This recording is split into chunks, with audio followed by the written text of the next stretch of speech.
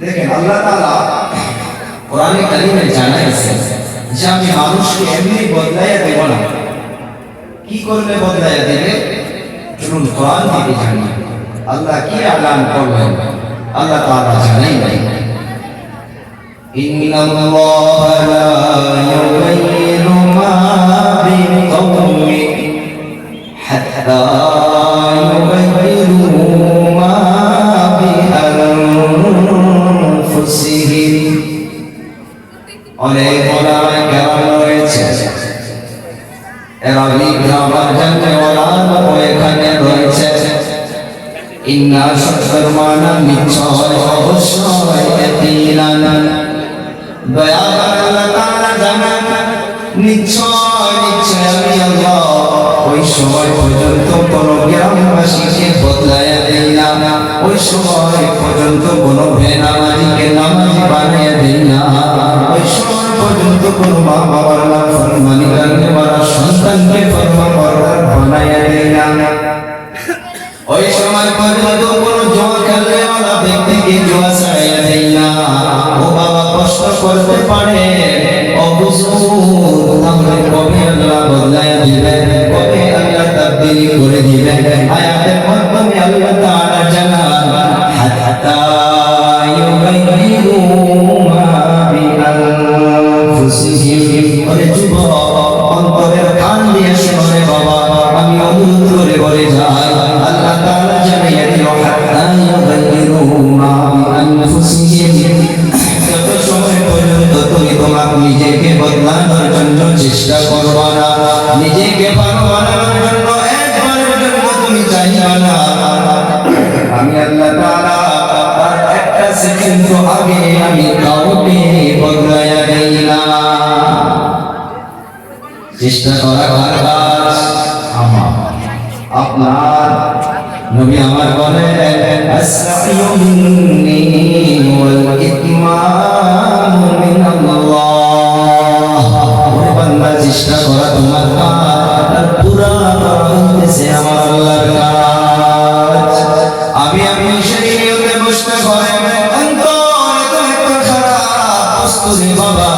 দুনিয়ার মাধ্যমে শয়তানকে শয়তানি কে করালো? ইবলিসের আগে তো ইবলিস ছিল না,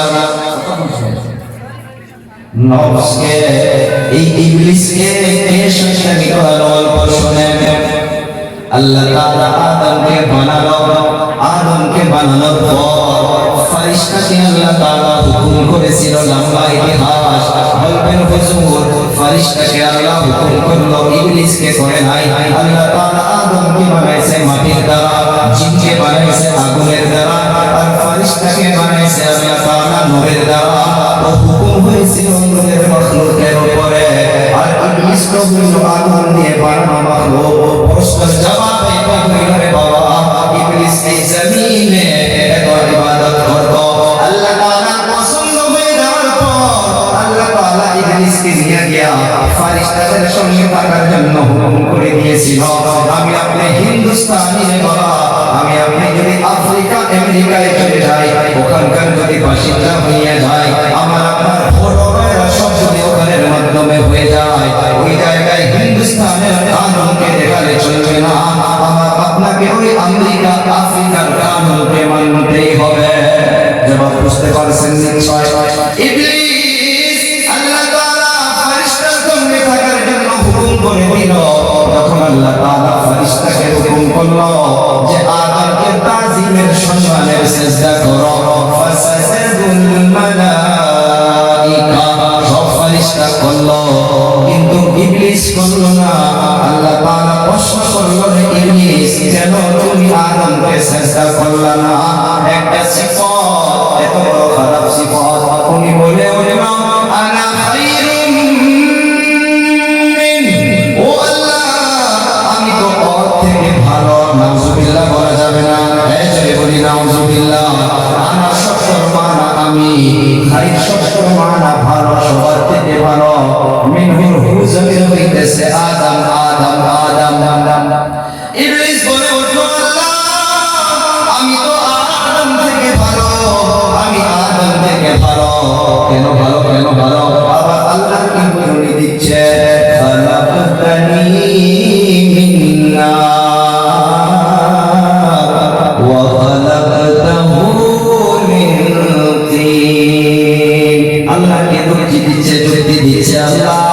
আমাকে আপনি বানাইছেন আগুনের দ্বারা, আর আদমকে বানাইছেন মাটির দ্বারা। ও আল্লাহ, আপনি নিজেই বলুন, আগুনের পাওয়ার বেশি নাকি মাটির পাওয়ার বেশি? আমি আপনি কি বলবো? বানি আদমের মর্যাদা বেশি না ফারিস্তার মর্যাদা বেশি? বলতে পারবেন? তামাম মাখলুকাত থেকে আশরাফুল মাখলুকাত হইতেছে বানি আদম, মানব জাতি। আল্লাহকে বলল যে আমি তো ওর থেকে ভালো, ওর থেকে ভালো। আল্লাহ তাআলা এই সিফতটা পছন্দ হইল না। এই দুনিয়ার মাধ্যমে দেখবেন রে বাবা বন্ধুরা, যারা বলে যে আমি আলিম থেকে ভালো, আমি ডক্টর থেকে ভালো, আমি ইঞ্জিনিয়ার থেকে ভালো, আমি বিজনেসম্যান থেকে ভালো, যে নিজেই নিজেকে ভালো বলে দুনিয়ার মাধ্যমে দেখতে পারবে, আল্লাহ তাআলা তাকে দুনিয়ার মাধ্যমে ধ্বংস করে দেয়।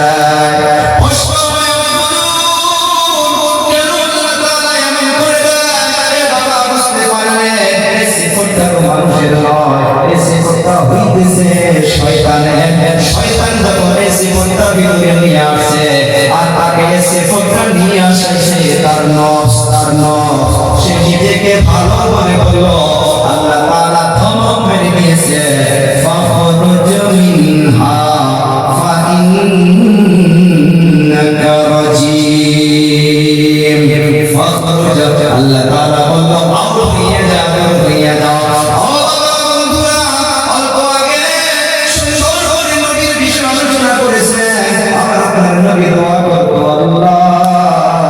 আমাকে আমার নিজের নজরে ছোট করে রাখো। কে দোয়া করছে বলে সবাইকে?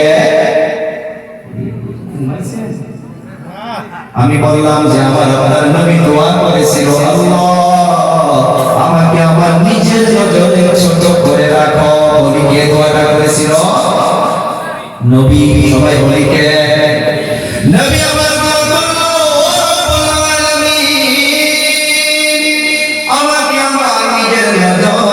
ছোট করে রাখো, আর অপরের নজরে বড় করে রাখো। কত বড় দোয়া! নিজেই নিজেকে যে ছোট মনে করা যাবে, আল্লাহর কসমকে বলতে পারি না বুঝানেরা, এই মানুষকে নিশ্চয় আল্লাহ সম্মানিত বানাইয়া দিবে। আবার আয়াতের দিকে চলে যায়। আমি বলেছিলাম আমি আপনি নিজেই নিজেকে বদলানোর জন্য নিজে ওই ইরাদা করে বসতে হবে, কারণ সবার থেকে বড় দুশ্মন হইতেছে আমার আপনার নফস। কথা কয় না? একটা যুবক, 30 বছরের একটা যুবক, কোনো একটা দিন তাহাজ্জুদ বাদ দেয় না, ফরজ নামাজ বা জামাতের শহীদ বাদ দেয় না, কোরআন তেলাওয়াত বাদ দেয় না। ও বাবার বন্ধুরা, বিশেষ করে আমার যুবক ভাইদেরকে আপনার জানাবো, ওই যুবক ফজরের সময় তাসবিহ নিয়ে ফজরের নামাজে চলে যাইতো। দিল্লি ইউপির দিকে এখন পাওয়া যায়। আজকে প্রোগ্রামে হলো দোকান এসেছে, দেখবেন বড় বড় পারাটা বানায়, আর সুজি দিয়া কালারিং করে করে হালুয়া বানায়। বোঝা গেছে?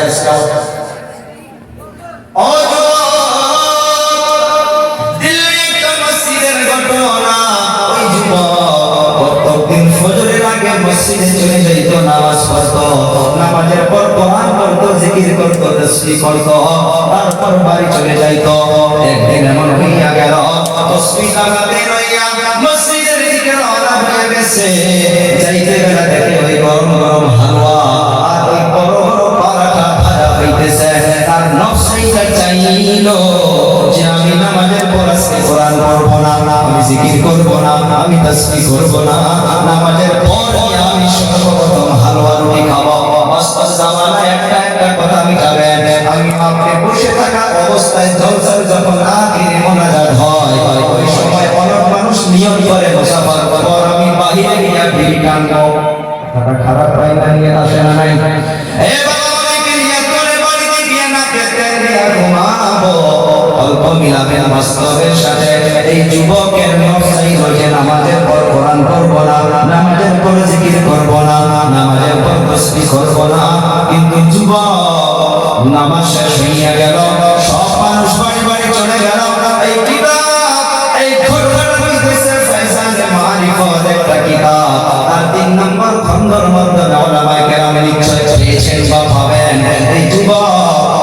নামাজের তসবিহটা হাতে নিয়ে মসজিদের 3 নাম্বার সিঁড়ির মাধ্যমে বসে গেল।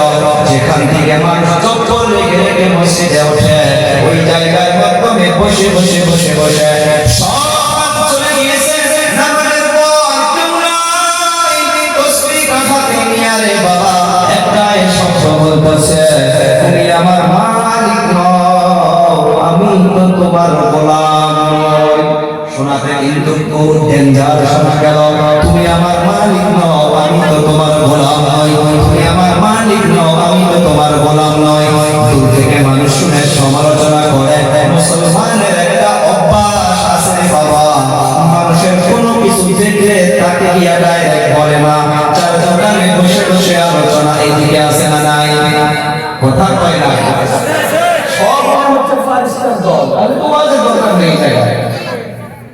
মানুষ মানুষের কোনো একটা দেখলে বলে না, তার দোকানে কিনারে রাস্তা ঘাটে ঘাটে তার নাম নিয়ে সমালোচনা করে না। মুসলমানের এটা অভ্যাস হইতে পারে না, পারে না। যদি আদর আছে রে বাবা, এখন ছেড়ে দে, আল্লাহর দিকে দিলটা রুজু করে দে। এই যুবক তসবিহ করে, তুমি আমার মালিক নও, আমি তো তোমার গোলাম নই। মানুষ দূর থেকে আলোচনা করে যে এই যুবকটার ঈমান নষ্ট হইয়া গেল, যে তাহাজ্জুদ বাদ দিত না, যে ফরজ নামাজ বাদ দিত না, সে কোরআন বাদ দিত না, তার ঈমানটা নষ্ট হইয়া গেল। কিন্তু কেউ তো নিকটে জানে না, 9টা পার হইয়া গেল, ফজরের পর থেকে মামুলি সময় নয়, তসবিহ ফিরাইতেছে আর একটা শব্দ বলতেছে, তুমি আমার মালিক নও, আমি তো তোমার গোলাম নই। আমার বাবা বন্ধুরা, 9টা পার হওয়ার পর একটা প্রিয় বন্ধু তার নিকটে চলে গেল। যাওয়ার পর বলতেছে, ও ভাই তুমি তো শেষ হইয়া গেল রে বন্ধু, তুমি তো আবার 2বারের মতো কলেমা পড়ে ইসলাম গ্রহণ করতে হবে। তখন তসবিহটা হাতে নিয়ে হেসে দিয়া বলে, ভাই কেন? বলে তুমি জবাব দাও, কেউ যদি এমন ভাবে আল্লাহকে বলে তুমি আমার মালিক নও, আমি তো তোমার গোলাম নই, মালিককে যদি অস্বীকার করে তার ঈমানটা থাকতে পারেনি? বলে না, পারে না, পারে না, নিশ্চয় পারে না। বলে তাহলে তুমি বলো তোমার ঈমানটা কেমন করে আছে? তখন এই বন্ধু তসবিহটা হাতে নিয়ে আলো ফিরায় জোরে বলে, বলে আমার মালিক নও, আমি তোমার গোলাম নই। এটা বলার পর বলতেছে, বন্ধু শোন, আমি আল্লাহকে বলি নাই, আল্লাহকে বলি নাই, আমি আমার একটা জবাব প্রত্যেকদিন ফজরের নামাজে যখন চলে আসি, আমি ফজরের নামাজে আসার পর কোরআন পড়ি, জিকির করি, তাসবিহ করি, জিকির ও আজকার করি, তারপর আমি বাড়িতে চলে যাই। কিন্তু আজকে ফজরের নামাজে আসার সময় আমি ওই হালুয়া রুটি থেকে আমার অন্তরটা ওই হালুয়া রুটির দিকে চলে গিয়েছিল। আমার নফস চাইছিল যে আমি নামাজের পর যেন কোরআন না পড়ি, আমার নফস চাইছিল যে আমি নামাজের পর যেন জিকির না করি, আমার নফস চাইছিল যে আমি নামাজের পর যেন আমি তাসবিহ না করি। তাই আমি এই তসবিহটা নিয়া আমি আমার নফসকে বলতেছি, নফস তুই তো আমার মালিক নস, আমি তো তোর গোলাম নই। আল্লাহু আকবার বলা যাইতো না? এ বাবা ওই যুবক নফসকে মারতেছে, নফস তুমি যা চাইবে তা হবে না, তুমি নামাজ বাদ দিবা হবে না, তুমি কোরআন বাদ দিবা হবে না, তুমি মা বাবার নাফরমানি করবা হবে না, তুমি মুমিনদের শ্রদ্ধা করতে চাও না হবে না। জিহাদের নাম শুধু তরোয়ার নিয়ে ময়দানে নেমে যাওয়া নয়। সূরা আল-কাবুতের আয়াত পড়ে দেখেন, এর বিশ্লেষণ অনেক বলে গেছে রে বাবা। আল্লাহ তাআলা জানিয়েছেন, ওয়াল্লাযীনা জাহাদু ফীনা লানাহদিয়ান্নাহুম সুবুলানা, আই তুরুকানা। কেউ যদি আল্লাহকে পাওয়ার জন্য মুজাহাদা করে, মুজাহাদা করতে হবে সর্বপ্রথম নিজের নফসের সাথে। ওরে গোয়া একবার মন চায় মসজিদে চলে যাও, নফসটা আপনাকে মসজিদের রাস্তায় থেকে দূরে নিয়ে যায়, এখন যায় না। সেই জন্য নিয়ত করে বসেন, একটা মাদ্রাসার প্রোগ্রামে বসেছেন, আমি আপনাদেরকে কিছু খুশখবরি শোনায় আমি বিদায় হয়ে যাব। ও বাবা বন্ধুরা, আপনাদের বিষয় নবী আমার খুশখবরি দিয়েছে রে বাবা, আমাদের জন্য দিয়েছে। ওলামায়ে কেরামদেরকে নিয়ে বলতেছি আপনার জন্য খুশখবরি দিয়েছে। কেন? নবী আমার বলে গিয়েছে যে এলাকার মাধ্যমে মাদ্রাসা রয়েছে, যে এলাকার মাধ্যমে মক্তবের তালিম রয়েছে, কোরআনের শিক্ষা দেওয়া হইতেছে। নবী আমার বলে গেল ওই এলাকাবাসী ধন্য, ওই ডিস্ট্রিক্টবাসী ধন্য। কেন ধন্য? ওই মাদ্রাসার বাচ্চাগুলো যে চলাফেরা করে, ওই মাদ্রাসার বাচ্চাগুলো যে জায়গার মাধ্যমে থাকে, নবী আমার বলে গিয়েছে ওই বাচ্চাদের পায়ের নিচে আল্লাহ তাআলার রহমতের ফেরেশতাগুলো নিজের পাখাগুলোকে ডানাগুলোকে বিছাইয়া দেয়। সুবহানাল্লাহ। এই বাবা কি বুঝলাম? আমাদের উস্তাদ হযরত মুফতি ফারুক সাহেব মাদানী বারাকাতুহুল আলিয়া আমাদেরকে দরস হাদিসের মাধ্যমে বুঝাইছে। এই বাবা শোনো, মাদ্রাসার বাচ্চাদের পায়ের নিচে ফেরেশতাগুলো ডানা বিছাইয়া দেয়, পাখা বিছাইয়া দেয়। এর মকসদ কি হইতে পারে জানো? শোনো, হুজুর আমাদেরকে বুঝাইছেন মাদ্রাসার বাচ্চার পায়ের নিচে ডানা বিছাইয়া দেওয়া মকসদ যে মাধ্যমে মাদ্রাসা রয়েছে, যে মাধ্যমে মাদ্রাসার বাচ্চাগুলো চলাফেরা করতেছে, ওই গ্রামের মাধ্যমে যদি কোনো আযাব আসা ফেরেশতাগুলো দেখা পায়, কোনো মুসিবত আসা ফেরেশতাগুলো দেখা পায়, আল্লাহর নবীর মেহমানদের খাতিরে ওই আনেওয়ালা আযাবকে ওই ফেরেশতাগুলো নিজের ডানার দ্বারা, পাখার দ্বারা ধাক্কা মেরে অন্য জায়গায় পার করে দেয়। সুবহানাল্লাহ বলা যাইতো না?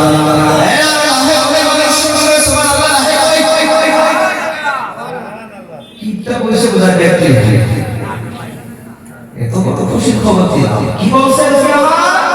মাদ্রাসার বাচ্চাদের পায়ের নিচে আল্লাহর রহমতের ফেরেশতা দানা বিছায় দেয়। একটা দলিল নেই, তিরমিজি শরীফের হাদিসের বর্ণনা করি। একজন সাহাবী যিনার নাম হইতেছে উসাইদ ইবনে হুযায়র। ও বাবা, রাতবেলা কেউ নাই, একটা দুর্জনক হইল কথা বলতে হবে। ও দাদু জানেরা, প্যারে কেরাম নানারা যিনারা আছেন, অন্তরে হাত দিয়ে একটা কথার জবাব দিবেন। আজ থেকে 10 থেকে 15 বছর আগে কোনো একটা এলাকায় যদি যাওয়া যাইত, ফজরের নামাজের পর কোরআনের আওয়াজ পাওয়া যাইত না? নাই? কথা বলবেন। আল্লাহ শুনাইলে হবে না, মুখ দিয়ে কোন পাওয়া যাইত না? মাগরিবের নামাজের পর চলে যান, দাদি আম্মা গুলো বড় একটা বালিশ নিয়া, বড় একটা চশমা পরিধান করিয়া দাদি আম্মা গুলো গুনগুন করে কোরআন তেলাওয়াত করতো না? নাই? আজকে সাদিকে আছে এলাকায় চলে যান, মাস বছর পার হইয়া যায়, আল্লাহর কালাম তিলাওয়াত হয় না। ওই দিন হয় বাড়ি থেকে কেউ মারা যায়, 40 দিনের জন্য কোরআন পড়ে, 10 দিনের জন্য কোরআন পড়ে। ও বাবা, কোরআন তো মৃত্যু ব্যক্তির জন্য নয়, কোরআন হইতেছে জীবিত মানুষের জন্য।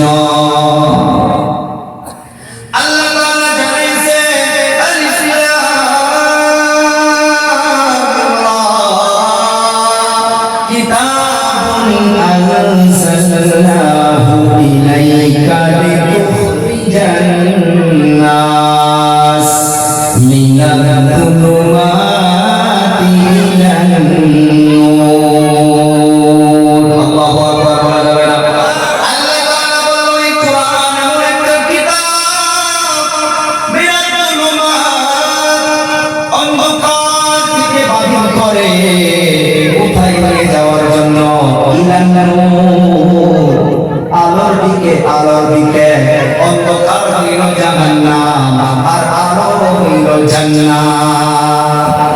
লিতুখরিজান নাস আন-নাস, মুফাসসিরিন কেরাম লিখেছে এই আন-নাস কবরবাসী নয়, মৃত্যু ব্যক্তি নয়, এই আন-নাস হইতেছে জীবিত মানুষ। কথা কয় এ বাবা, সভাপতি সাহেবকে নিয়ে, ওলামায়ে কেরামদেরকে নিয়ে বলতে পারি, এই কোরআনের পিছনে সময় লাগাও। কোরআন আপনাকে জুয়ার আড্ডায় চাইতে দেবে না, কোরআন মদের আড্ডায় চাইতে দেবে না, কোরআন ড্রাগস করতে দেবে না, কোরআন মানুষের নাফরমানি করতে দেবে না, কোরআন আল্লাহর নাফরমানি করতে দেবে না, কোরআন ভিতরে হিংসা রাখবে না, কোরআন কিনা রাখবে না, কোরআন মানুষকে সিধা জান্নাতের রাস্তায় তুলে দিবে। আমি বলছিলাম একজন সাহাবী নাম হইতেছে উসাইদ ইবনে হুযাইর। ও বাবা, রাতবেলা পুরা এলাকাবাসী ঘুমায়া পড়ছে, কেউ নাই। রহমতকে বোঝানোর জন্য হাদিসটা নিয়ে আসা। ওনার সন্তান নাম হইতেছে ইয়াহইয়া, ওনাকে ঘুমায়া রাখছে। রাতবেলা গভীর রাতে কেউ নাই, একা একা রে বাবা কোরআন শরীফ নিয়ে রাতবেলা তেলাওয়াত শুরু করেছে। কেউ না, পুরা এলাকাবাসী ঘুমায়া পড়ছে। রাতবেলা কোরআন নিয়ে গুনগুন করে তেলাওয়াত করে। আর একটা সাওয়ারি ছিলেন, ঘোড়া ছিলেন, ওই সাওয়ারিটা ঘোড়ার মাধ্যমে বেঁধে রাখছে। হাদিসের বর্ণনায় পাওয়া যায়, যত কোরআন তিলাওয়াত করে ততই ঘোড়াটা লাফায়। আবার কোরআন তিলাওয়াত বন্ধ করে দেয়, ঘোড়াটা লাফানো বন্ধ হয়ে যায়। আবার কোরআন তিলাওয়াত করে, আবার ঘোড়াটা লাফায়। আবার তিলাওয়াত বন্ধ করে দেয়, ঘোড়াটা লাফানো বন্ধ হয়ে যায়। এমন অবস্থায় অন্তরে ভয় হয়ে গেল, আরে আমি এমন ভাবে কোরআন তিলাওয়াত করতেই থাকবো, ঘোড়াটা লাফাইতে থাকলে লাফাইতে লাফাইতে যদি আমার ছেলের উপরে পড়ে যায়, আমার সন্তানটা মরে যাবে, দুনিয়া থেকে বিদায় হয়ে যাবে। এই ভয়ে কোরআন তিলাওয়াতকে বন্ধ করে দিল। বন্ধ করে দিয়া পড়ে পড়ে বাইরে হইয়া উনি বর্ণনা করতেছে যে আমি আসমানের দিকে লক্ষ্য করে দেখলাম, আমার বাড়ির উপরে হাজার হাজার আলো, হাজার হাজার লাইটের পর আমার বাড়ির উপর থেকে আসমানের দিকে চলে যাইতেছে। সুবহানাল্লাহ বলে বুঝতে পারলো না। এমন অবস্থায় বলে মুয়াজ্জিন ডাক দিল, আল্লাহু আকবার, আল্লাহু আকবার। ফজরের আযান হয়ে গেল, মানুষ নামাজে চলে গেল। উসাইদ ইবনে হুযাইর নামাজে চলে গেল, নামাজ শেষ করলো। নামাজ শেষ করার পর আমার আপনার নবীর দরবারে চলে গেল। যার পর নবীকে বলতেছে, আমার হুজুর, রাতবেলা আমি একা একা, কেউ নাই, কেউ নাই। আমার সন্তান ইয়াহইয়াকে ঘুমায়া রাখছিলাম, আর আমি একা একা কোরআন শরীফ হাতে নিয়ে আমি তিলাওয়াত শুরু করেছিলাম। হুজুর, আমি যতই কোরআন তিলাওয়াত করি ততই ঘোড়াটা লাফায়। আমি যখন বন্ধ করে দিলাম তখন ঘোড়াটা লাফানো বন্ধ হইয়া গেল। ও বাবা শুনুন, নবী আমার রিপ্লাই দিয়ে বলল, নবী আমার জবাব দিল, হে উসাইদ, তুমি আমার তিলাওয়াত করতা। ও হুজুর, বলেছি আমি যতই কোরআন পড়ি ততই ঘোড়াটা লাফায়, আমি তারপর বন্ধ করে দেই। নবী রিপিট বলল আবার, হে উসাইদ, তুমি আরো তিলাওয়াত করতা।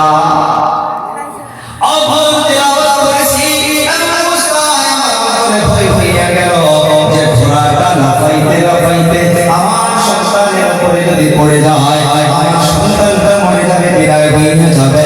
এই জন্য আমি অবশেষে কোরআন তিলাওয়াতকে বন্ধ করে দিয়া, ও হুজুর, আমি ঘরে থেকে বাহিরে বাহির হইয়া আসমানের দিকে লক্ষ্য করে দেখলাম। আর উসাইদ ইবনে হুযাইর আমার নবীকে বলতেছে, বুঝতে পারছেন কি বলছি?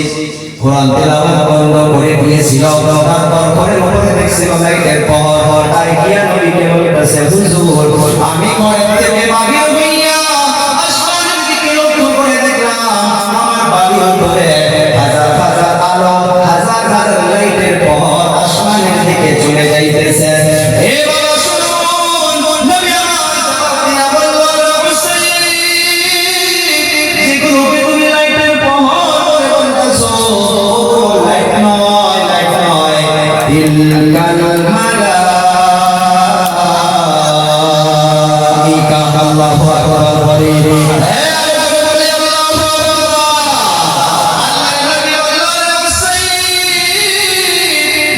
তুমি লাইটের পহর বলে রাসূল লাইট নয় তিলকাল মালাইকা বলা হয় ফেরেশতাকে নবী আমার জবাব দিয়া বললেন ও সাইয়্যিদ তোমার বাড়ির উপরে যেগুলো লাইটের পহর সেগুলো লাইটের পহর নয় সেগুলো হইতেছে আল্লাহ তাআলার রহমতের ফেরেশতা সুবহানাল্লাহ নবী আমার বললেন ও সাইয়্যিদ তুমি যদি তেলাওয়াতকে বন্ধ করে না দিতা ফজর পর্যন্ত তেলাওয়াত চলতে থাকতো ফজরের নামাজের সময় কারণ মসজিদে চলে আসতো নামাজ পড়ার জন্য চলে আসতো মানুষ আজকে নিজের চোখের দ্বারা এই ফেরেশতাগুলোকে দিদার করে নিত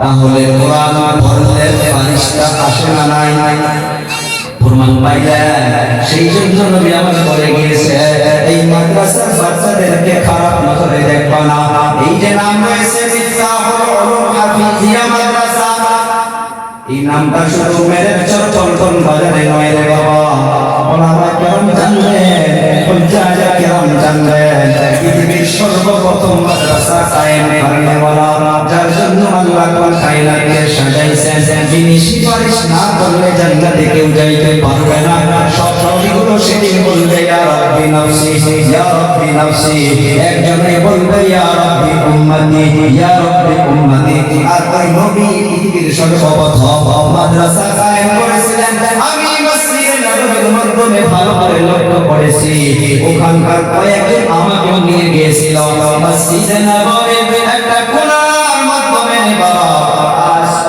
আজ পর্যন্ত এক উঁচু করে ওই মাদ্রাসাটা নিশানি করে রাখা হয়েছে যে মাদ্রাসার নাম হইতেছে সুফা আসহাবে সুফা যে মাদ্রাসা কায়েম করেছেন বিশ্বনবী যে মাদ্রাসার ছাত্র হইতেছেন আবু বকর ওমর ওসমান আলী সুবহানাল্লাহ নবী আমার বলে গিয়েছে সারা বিশ্বজুড়ে যত মাদ্রাসা রয়েছে সব মাদ্রাসাগুলো মেইন সেন্টার হইতেছে মদিনাতুল মুনাওয়ারা আসহাবে সুফা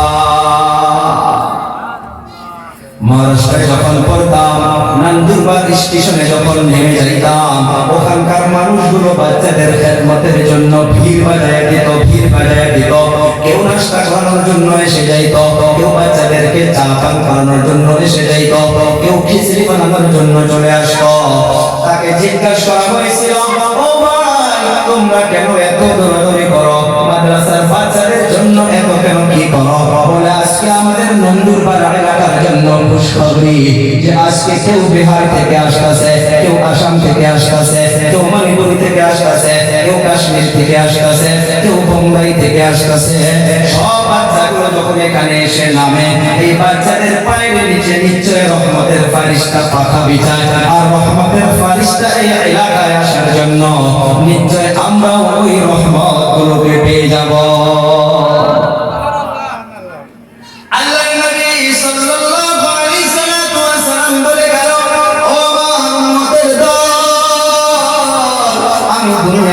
চলে যাওয়ার পর তোমাদের নিকটে এক দল আসবে তারা কারা নবীকে প্রশ্ন করেছিল তারা কারা নবী বললেন শোনো তারা হইতেছে যারা কোরআন ও হাদিস শিখার জন্য কেউ মায়ের মহব্বতকে ছেড়ে আসবে কেউ বাবার মহব্বতকে ত্যাগ করে আসবে কেউ ভাই বোনের মহব্বতকে ত্যাগ করে চলে আসবে আমি নবী হইয়া বলে গেলাম আপনাদের সঙ্গে যেন ভালো আচরণ করা হয় কি বলেছেন নবী বলছে মাদ্রাসার বাচ্চাদের সঙ্গে ভালো আচরণ করবা এই বাবা অনেক মানুষ সমালোচনা করে মাদ্রাসা পড়াইয়া কি হবে এইটা তো আজকের কথা নয় রে বাবা নবী আমার কোরআন তিলাওয়াত করত আবু জেহেল পালাইয়া কোরআন শুনতো নবী আমার যখন কোরআন তিলাওয়াত করত আবু জেহেল পালাইয়া শুনতো একদিন কোরআন শুনতে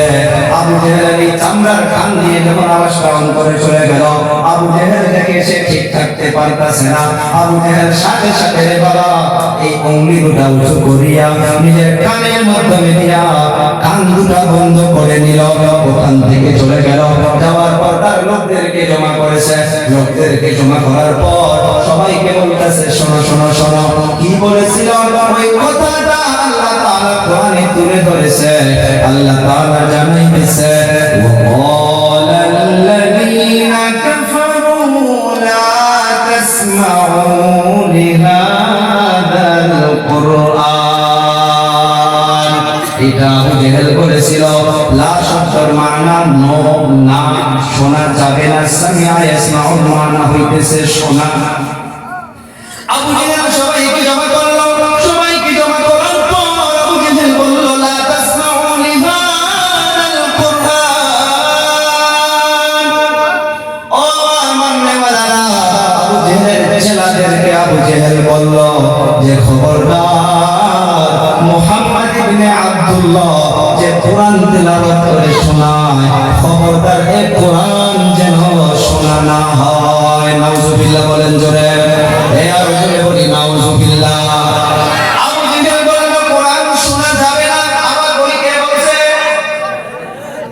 সবাই নামটা মুখে আনতে হয় তারপর তো দেখি না করতে হয় কে বলছে আবার বলি কে বলছে সারা বিশ্বের ভিতরে কেউ যদি আপনাকে 5 লক্ষ টাকা দিয়া বলে আপনার একটা সন্তানের নাম আবু জেহেল রাখে তো রাখবে কেউ এখনো হিন্দু হয়ে রাখছে আজ অব্দি রাখবে কেউ নামটা মুখে আনলেই শুনলেই শরীর জ্বলে নাই কোন আজকে নয়জওয়ান যদি আবু জেহেলকে এই জায়গায় পাইতো তার একটা পশম পাওয়া যেত আর সে আবু জেহেল কি বলছিল লা তাসমাউ লিহাদাল কুরআন আবু জেহেল সবাইকে জমা করলো জমা করার পর সবাইকে একসাথে বলল যে খবরদার মুহাম্মদ ইবনে আব্দুল্লাহ যে কোরআন তেলাওয়াত করে মানুষকে শোনায় এই কোরআন যেন শোনা না হয় ও আমার কলিজার টুকরা যুবক এতটুকুই বলে তো শেষ করে নাই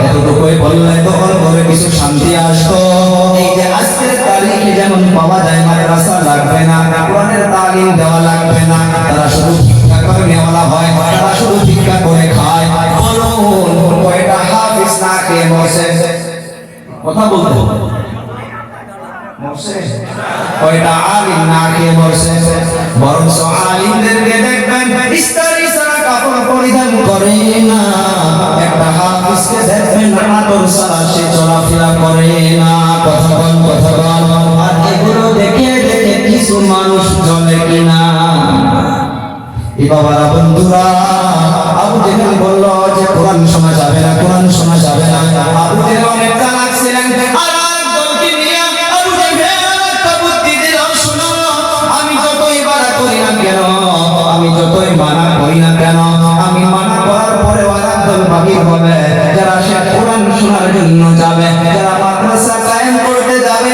যারা মাদ্রাসায় ডোনেট করতে যাবে যারা মাদ্রাসায় সহযোগিতা করতে যাবে যেমন করে আজকের তারিখে দেখা যায় কারো মাথা লড়াচড়া করতেছে না সবাই জমিনের মাধ্যমে এই ঠান্ডার মাধ্যমে বাবা তুলার বিছানা ছেড়ে আকসাদুলকে দেখার জন্য আসেন নাই কোরআনের মহব্বতে নবীর ইশকে করিয়া আসছে আবু জেহেল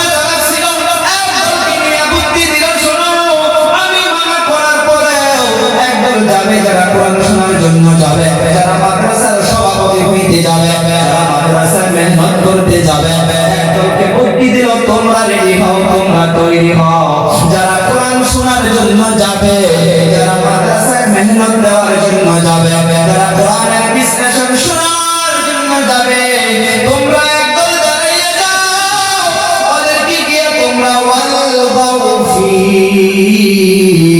কোরআনের ভাষা ওখানে গিয়া হাল্লা চিল্লা করো সরষা কাপা করো কিভাবে হাল্লা চিল্লা করলে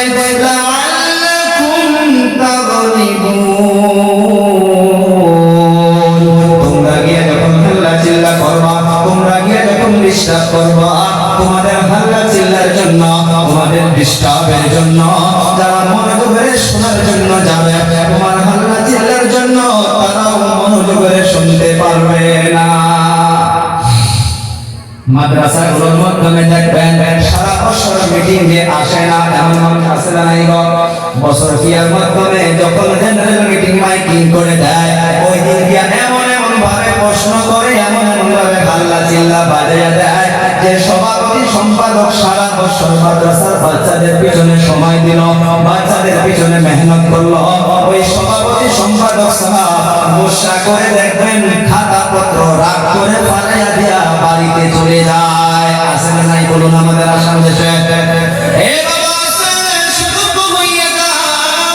আবু জেহেল বলেছিল লা তাসমাউ লিহাদাল কুরআন।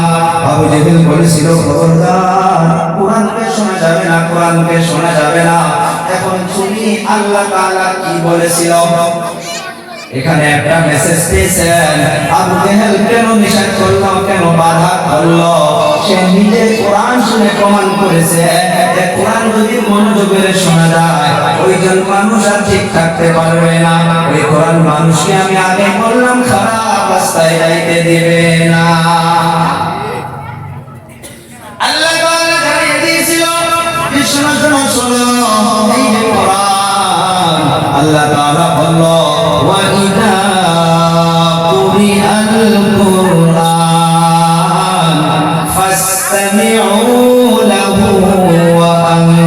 وَأَنصِتُوا। আল্লাহ তাআলা বলল যে শোনো যখন কোরআন তেলাওয়াতকে করা হবে, কোরআনের বিশ্লেষণ করা হবে, আমি তোমাদেরকে জানিয়ে দিলাম ফাসতামিউ লা, সেটাকে তোমরা শোনো। কোরআন শোনার জন্য কে বলল? আল্লাহ। কে বলছে? আল্লাহ। ওয়া আনসিতু, চুপ হইয়া শোনো, খামোশ হইয়া শোনো। কি পাবা?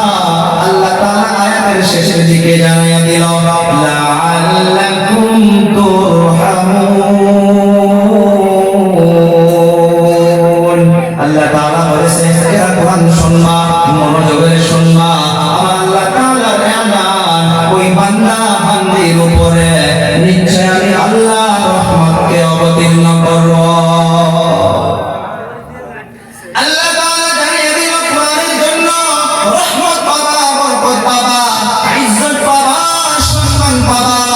নবী আমার বলে গিয়েছিলেন আমার উম্মতের দল দুনিয়ার জমিনে এই মিফতাহুল উলুম হাফিজিয়া মাদ্রাসা হোক, এই দারুল উলুম সিদ্দিকিয়া মাদ্রাসা হোক, এই দারুল উলুম বালাপাড়া মাদ্রাসা হোক, এই দারুল উলুম দেওবন্দ হোক, এই জামিয়া ইসলামিয়া কালকোয়া হোক, যে জায়গার মাধ্যমে কোন শিক্ষক যখন ছাত্রকে পড়াবে আলিফ, ছাত্র পড়বে আলিফ, কোন শিক্ষক যখন ছাত্রকে পড়াবে বা, ছাত্র পড়বে বা, কোন শিক্ষক যখন ছাত্রকে পড়াবে কুল আউযু বিরাব্বিন নাস, ছাত্র পড়বে কুল আউযু বিরাব্বিন নাস।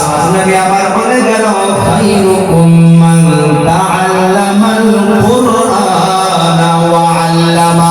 নবী আমার বলে গেল দুনিয়া জমিনে যারা কোরআনকে শিখে এবং অপরকে শিখায়, যারা শিখে এবং অপরকে শিখায়, আমি নবী সার্টিফিকেট দিয়ে গেলাম দুনিয়ার জমিনে এদের থেকে আর ভালো ব্যক্তি কেউ হইতে পারে না।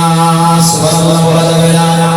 ও ভাই আপনি মানেন চাই না মানেন, নবী আমার বলে গিয়েছে যারা কোরআন পড়েছে এবং অপরকে শিখাইতেছে এই দুনিয়ার জমিনে তাদের থেকে আর ভালো ব্যক্তি কেউ হইতে পারে না। ও আমার বাবা বন্ধুরা, এই যে কোরআন, কোরআন আমি আপনি জানি দুনিয়ার মাধ্যমে একটাই কিতাব রে বাবা, কবিতার কিতাব উঠান, গল্পর কিতাব উঠান, অনেক বড় বড় কিসসা কাহিনীর কিতাব উঠান, সমস্ত কিতাব লেখনেওয়ালারা এটা লিখে রাখছে যে আমি লেখনীয় কিতাবে যদি কোনো ভুল পান ধরাইয়া দিবেন শুধুনি করে নেব। রাইটার এন্ড লিখক এটা লিখে রাখছে, কিন্তু দুনিয়ার মাধ্যমে তানহা ওয়াহিদ একটাই কিতাব, যে লেখনেওয়ালা, যে রাইটার উনি শুরুর মাধ্যমে বলে রাখছে যালিকাল কিতাব লা রাইবা ফীহি, লা রাইবা তাফসীরে জালালাইনের মাধ্যমে পাওয়া যায় লা রাইবা আইলা শাক্কা। এটা ওই কিতাব যে কিতাবের ভিতরে বাবা ভুল তো দূরের কথা রাইবুন সন্দেহকে বলে, শাক শোভাকে বলে। আল্লাহ তাআলা জানিয়ে দিল কোরআন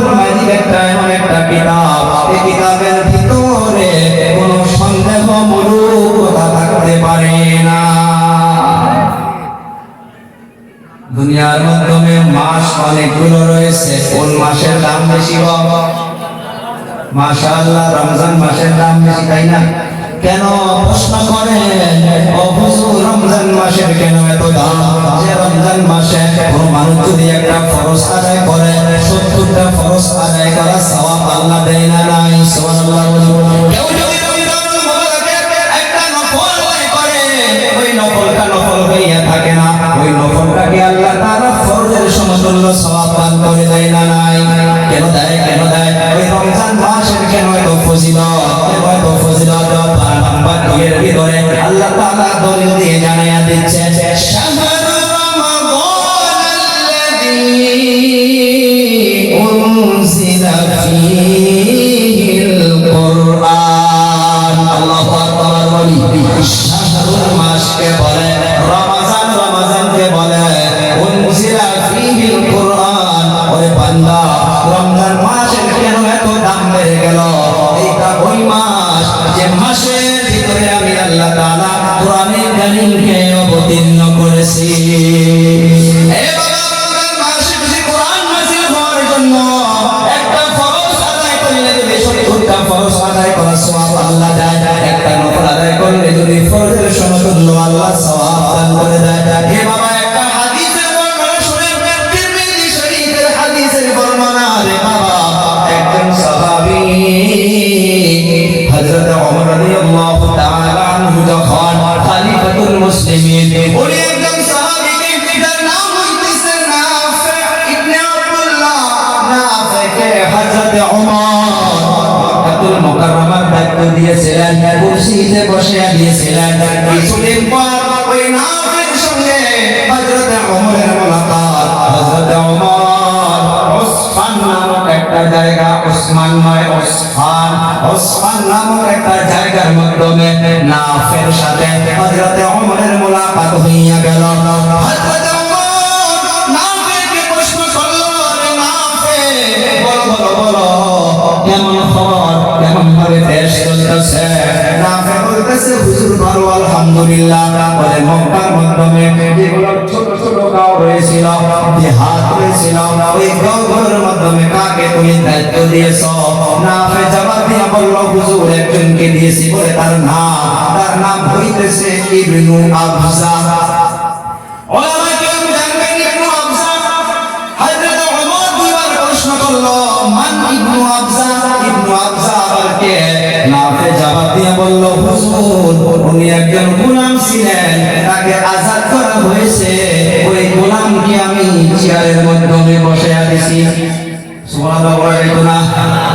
হযরত ওমর এক মিনিটের জন্য অল্প বসা করলো, যে কেমন করে তুমি একটা গোলামকে কুরসির জায়গাতে বসায়া দিতে পারো?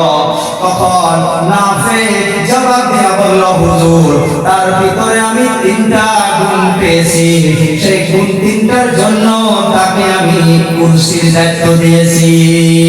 গুণ 3টা শোনেন। নাফে জবাব দিয়া বলতেছে, হুজুর 1 নাম্বার গুণ হইতেছে সে আল্লাহর কালাম অর্থাৎ কোরআনুল কারীমকে সুন্দরভাবে তিলাওয়াত করতে পারে। সুবহানাল্লাহ। যে ভাইসে কি কইছি, গোলাম ছিলেন, গোলামকে কুরসির মাধ্যমে বসাইছে, অর্থাৎ দায়িত্ব দিয়েছে, দেশ চালানো, গ্রাম চালানো দায়িত্ব দিয়েছে। নাফে যখন প্রশ্ন করেছে, কেন তুমি এই দায়িত্ব দিয়েছো? নাফে তখন বলেছে, হুজুর তার ভিতরে 3টা গুণ পেয়েছি। 3টা গুণের মাধ্যমে প্রথম নাম্বার গুণ হইল সে আল্লাহর কালাম অর্থাৎ কোরআনে মাজিদকে সুন্দর করে পড়তে পারে। 2 নাম্বার গুণ হইল সে ইলমুল ফারাইদ, এইটা বড় একটা ইলম, এই ইলমটাও তার কাছে আছে। 3 নাম্বার হইতেছে সে কাজী, সে সুন্দর বিচারক, সুন্দর করে বিচার করতে পারে। হযরত ওমর ঠাস করে জবাব হইয়া গেল, খামোশ হইয়া একটা উত্তর দিয়া দিল সুন্দর করে, রে নাফে, সেই জন্য তো আমি নবীর জবান থেকে শুনেছি, ইন্নাল্লাহা ইয়ারফাউ বিহাদাল কিতাবি আকওয়ামান ওয়া ইয়াদউ বিহি আখারিন। যে কোরআন একদলকে নিশ্চয় নিম্ন শ্রেণীর থেকে সম্মানের পাত্র বানাইয়া দেয়।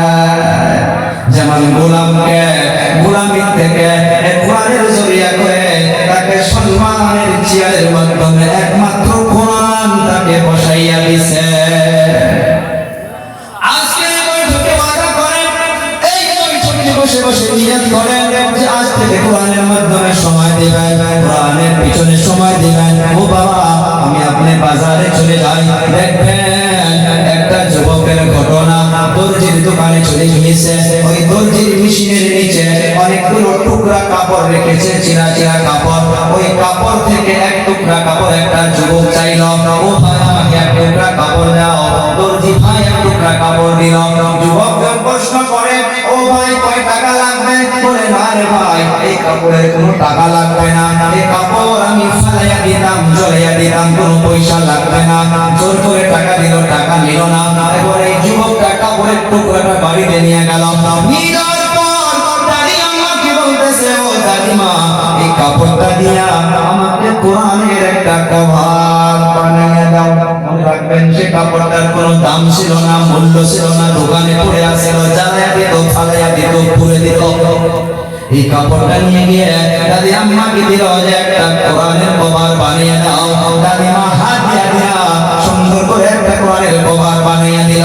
কভারটা যখন কোরআনের সাথে জড়িত হয়ে গেল, যুবক কোরআনকে চুমা খায়, ওই কাপড়টাকেও চুমা খায়। যতবার কোরআনকে বুকে লাগায়, ওই কাপড়টাকেও বুকে লাগায়। যতবার কোরআনকে উপরে রাখে, ওই কাপড়টাকেও উপরে রাখে। সবার কাছে জবাব চাইবো আমার আপনাদের, আমার নওজোয়ান ভাই বন্ধুরা, ওই কাপড়ের কেন এত সম্মান হইয়া গেল যে কাপড়ের দোকানদার পয়সাও নিল না? ওই কাপড়ের দাম কেন বেড়ে গেল? সবার জবান থেকে একসাথে বাহির হইবে যে কোরআনের সাথে তার জড়িত হইয়া গেছে, কোরআন ওই কাপড়ের দামকে বাড়াইয়া দিছে। কথা বল।